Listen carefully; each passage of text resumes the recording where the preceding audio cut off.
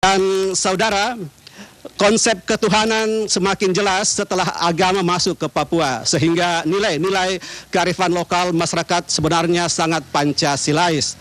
Pancasila sudah pas sebagai dasar negara yang merekatkan secara kuat bangsa ini, sehingga semua pihak harus menjaga keutuhan dasar negara kita.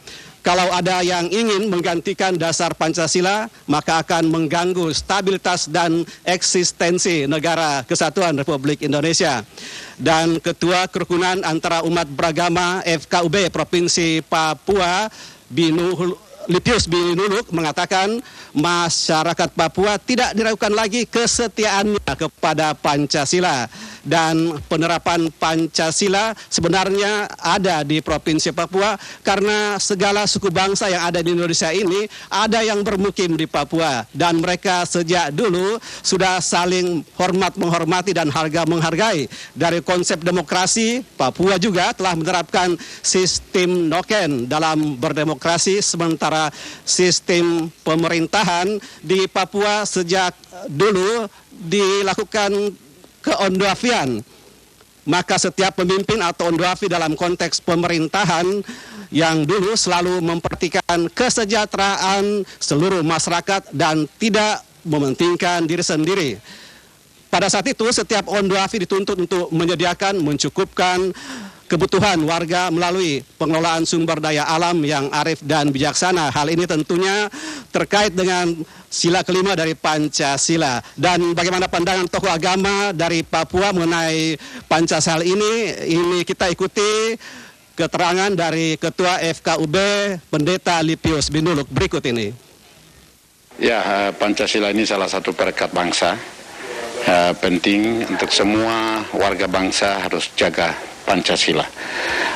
Khusus untuk lokal Papua, orang Papua ini sudah memiliki satu kekuatan atau satu keyakinan bahwa Tuhan ada dan Tuhan adalah pencipta. Itu sebabnya mereka menyembah di luar dari supranatural. Dan setelah itu ada Tuhan, ada Kristen dan lain-lain, akhirnya sudah masuk ke situ. Dan yang berikut itu kebersamaan yang sudah dibangun dari 250 sampai 300 suku bangsa di Papua atau orang Melanesia ini. Waduh, luar biasa kebersamaan, kesatuan, kebersamaan itu luar biasa. Seperti persatuan itu kita seperti tadi kita diskusi begini. Nasionalisme Papua itu luar biasa. Makanya lagu Aku Orang Papua, rambut keriting, kulit hitam. Itu. Jadi itu bangkit. Itu perlu sekali. Jadi setiap nasionalisme itu bangkit di dalam konteks Pancasila. Jadi ini terakhir saya mau tekankan begini.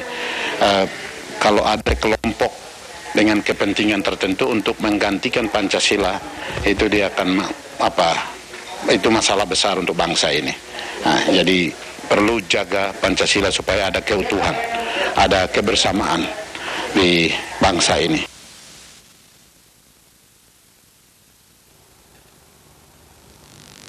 Iya, Theo dan Nurul, diharapkan pula bahwa untuk menanamkan nilai-nilai Pancasila ini memang dibutuhkan adanya satu kebijakan khusus agar setiap warga negara memiliki budi pekerti sesuai dengan dasar negara Pancasila, karena tidak dapat dipungkiri bahwa sebagian generasi muda saat ini sudah tidak memahami secara benar apa itu Pancasila. Namun di Provinsi Papua sendiri, masyarakatnya sudah tidak diragukan lagi dalam hal nilai-nilai Pancasila ini dalam setiap penerapan kehidupan mereka. Demikian Theo dan Nurul dari Papua yang dapat kami sampaikan.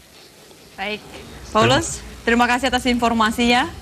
Ya, memang budi pekerti itu adalah mata pelajaran waktu dasar, SD. Itu dasar. Iya, budi pekerti, belajar Pancasila, menghafal Pancasila. Nah, apakah saat ini masih ya diterapkan di sekolah-sekolah?